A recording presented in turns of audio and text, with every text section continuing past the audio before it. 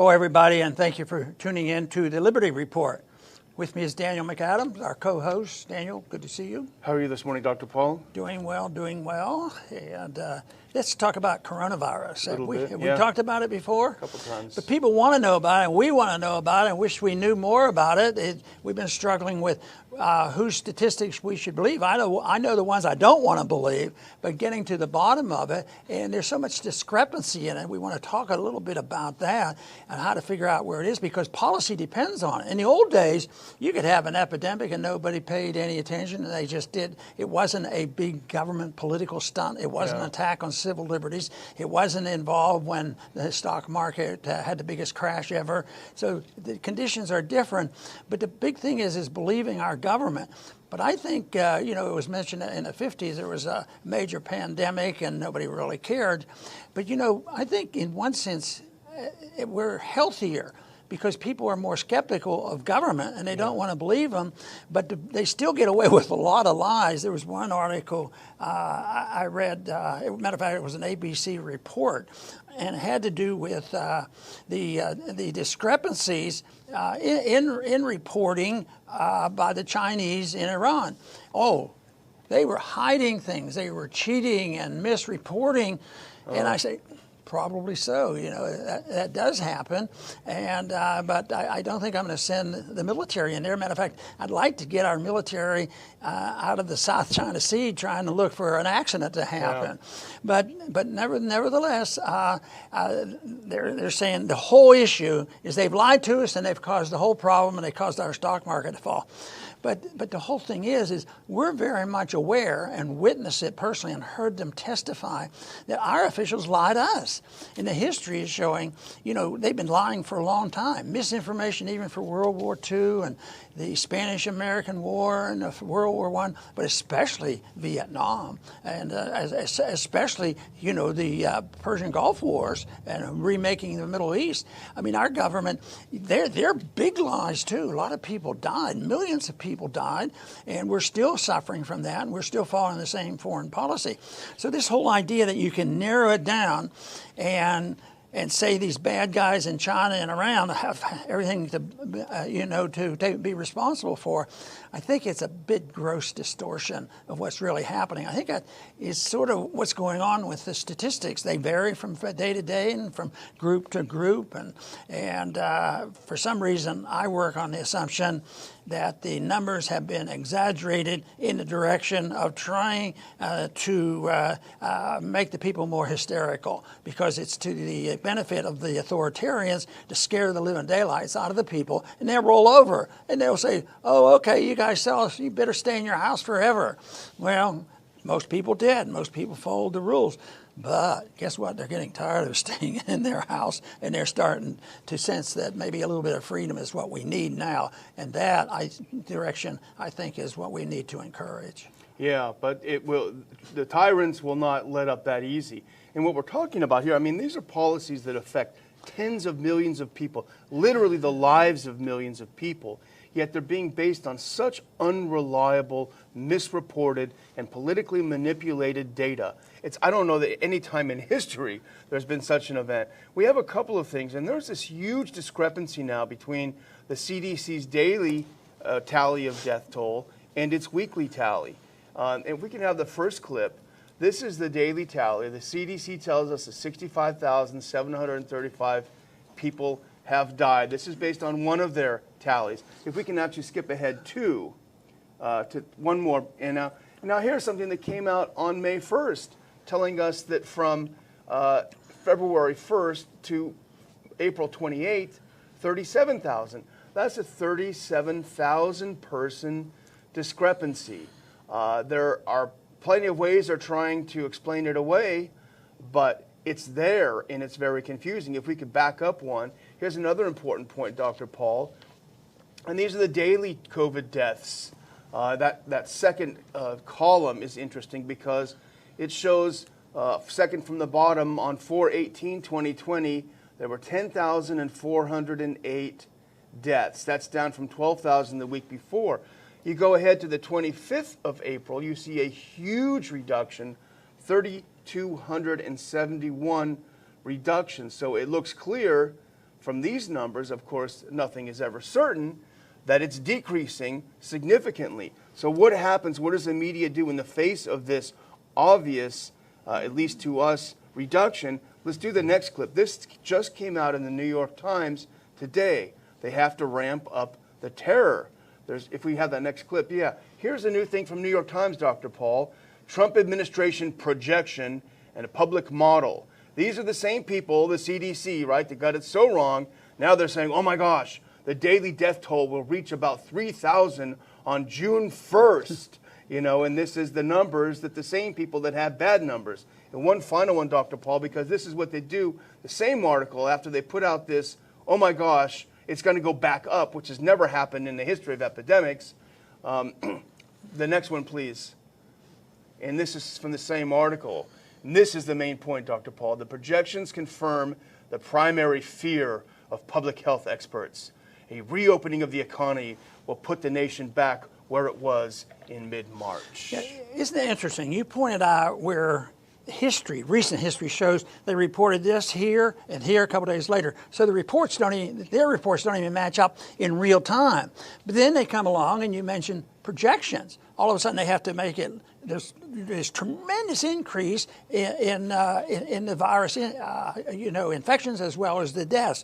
But then they don't even stop there. You know, they have to preach the gospel of saying, it's never going to be the same. We're going to have to change our way we live because there could be a new virus someday. Yeah, like there are about 50 or 100 every year, new viruses, and that's where we get our immunity, And but they said there's going to be some new viruses, but they argue the case that it's never going to be the same, and you better adjust. And they're doing it, but the troops are getting restless, and we have to give them as much information as we can and encouragement, because it's going to be real hard to have absolutely proof of everything we need, because it'll probably take some time. But I just hope somebody's keeping close records, because history is also important. But this outrage over New York, and they did it with a straight face. They say, well, we have just had a big bump in number of cases, 3,700. But they died, and they died of coronavirus. But we didn't bother testing them, so we're asking them to change the death certificates and show that they died from coronavirus. And nobody seems to care about that. They just let it go by. But the people who perpetuate, they do it with a straight face, as if, well, this is science, Yeah. So the reports are just so fictitious, and we're beginning to hear the stories about, young people don't get the disease. People who are most vulnerable are the ones who are elderly and very sick already. And they have so many different diseases. And yeah, the virus is what killed them. The virus is important, probably has a contributing factor, but for some people to get calls and realize that they're admitting, they say, well, the death certificate isn't going to show that he had a stroke. The death certificate is going to show that he died of coronavirus. And they tell families that up front, which is just atrocious, the way they do that. So it's believing this and sorting it out. This is why the way the epidemic was handled in the 50s was much better. It's passed. They probably got the best medical care. It was available to them, and it might have been better than when Fauci passes out the medical care. When medical care is collective, it always gets worse. But so this is something that's been around and it's still very bad. Is trying to figure out what is right. But I know one thing, and I've said it especially yesterday, that we shouldn't have a bunch of politicians making medical decisions like this and demagoguing and the money, and then mix it in with a financial crisis. What else could we expect for what we had? This is not strange and unusual when you think of the philosophy behind medical care and the fanaticism of supporting corporate medicine, and at the same time diminishing any thought or process. Medical schools don't bother even try in a neutral way of holistic medicine. They don't deal with that. It's everything, the diagnosis and the drug to use, and that is it essentially. But people are starting to wake up to this, because there's a lot of more natural medicine, but it doesn't come from the medical profession. It comes from independent people who go out. Fortunately, it's been spread on the internet. So that's why I think we should be hopeful that the message, really, it's the message of liberty. You know, when you have free people making decisions, they can handle it much better than when we have maybe 2 people in the administration making all the decisions, and when they mess up, this is what we get. And a few people, 2 or 3 people telling you exactly what the interest rate should be. Oh yeah, interest rates should be 0 or minus. That's good for the economy. And we've gone along with this too much. Well, I've been saying for a while now, we're nearing the end. And the end can be beneficial. We'll have to give up on this dependency on government, whether it's in medicine or monetary policy or whatever. And for that reason, we have to get as much information accurately out to the people as we can. And you know, the cooking of the books is something we've talked about. You say, why? Why would they do this? Why are they massively inflating numbers? And it's open. This is not a conspiracy theory. They admit it. If it's probable COVID, put it as COVID. Well, there are financial rewards to these hospitals who've messed everything up and they're going broke. There are financial rewards. USA Today did a fact check and found that, yes, it is true. There are financial rewards from listing COVID as the cause of death. There's additional financial rewards for putting people on ventilators. That's which have basically a 100% mortality rate, it looks like, or close to it. Some say $34,000 for each one they put on a ventilator. But something else happened in New York City that's important, and it's a little reported scandal. The New York Post has reported on it a couple times. But Governor Cuomo had a policy in New York which allowed infected seniors to return to their senior care facilities. And that is why it ravaged the senior residential care homes in New York, and why the death rate went sky high. They let these people back in who they knew were infected. I think the New York Post article even said they returned them with a collection of body bags, you know, for the eventuality. And this is all out there in the New York Post, several New York Post articles. So there was some human help in getting the older folks to die in New York. Yeah. But I wish we could get excited about our own governor and say our governor has control of this. Maybe he visited Sweden or something. But it doesn't look good. Bad things are happening, and I think the governor probably really wants to do good, but there's also other pressures that he's under. But the thing that is, you know, we talked about Oyster Creek, how unfairly a small little company, because, you know, having an ice house isn't so fancy. But the point the owner there made was a lot of stores are open, a lot of people are coming in, a lot of people are disobeying the rules, and they need to because they're so insane. But this weekend in the news was Odessa. Yeah. And Odessa, they had a bar owner. He was facing the same thing, economic calamity, and he was going to open up the bar, and he was told, don't do it, and some people came in support, and that didn't go well because the police came with the idea that we have to make them obey the law. So they ended up roughing up a few people and arresting about 8 people. And they said, well, we found out that they were illegally carrying their guns. You know, technicalities, because it's an open gun laws here. Yeah. You're supposed to be allowed to anyway. But the whole thing is it was opening up a small bar. At the same time, even in our community now, we're starting to see more people with a little bit of relaxation. It's such a shame that we have to be excited when they give us back this much of our freedoms, which we were supposed to be born with, that we could walk out of our house and walk down the street and walk in the park and go to the beach. So they give us this way. They're wonderful people. Yeah, you know, they're doing this. But But anyway, I don't think we've heard the last of what's going on up in Odessa. yeah, it's interesting because they brought in the SWAT team, they brought in a tank. They acted like they were invading Iraq, you know, to close this poor ice house out in West Texas. But you were listening to the sheriff of that county who was on, I think, the radio this morning, and he was feeling some heat. He sounded like he was a little less confident. Yeah, he came across as wanting to portray what a West Texas sheriff is like. Tough and for the people, And because there was a gun issue involved, he says, well, we had to arrest them for special reasons. They were disobeying the law. But I am never, if the governor comes and tells me that I have to take your guns away from you, I will not do it. You know, he was identifying with his constituents there. So he did this, and then he said, but, this is the but, the big one, but we had to deal with enforcing the law about congregating, freely walking into a store and congregating and meeting. It was, and breaking the governor's dictate, his executive order. He just pulled out of the sky, executive order, and it's the law of the land. And so the sheriff brags about, yeah, I was on the margin there, but I really will protect your gun rights. At the same time, he practically says, don't mess around because we don't want you to have your First Amendment right. Why can't they protect our First Amendment rights, you know, the same way we're supposed to protect our Second Amendment right? But, you know, it's a terrible situation. And but it's all, the sheriff's a case in study because you can tell the politics that are going on, and you can tell that he might have a libertarian instinct here, but I would say that you won't find much support for him being consistently pro-liberty in all issues.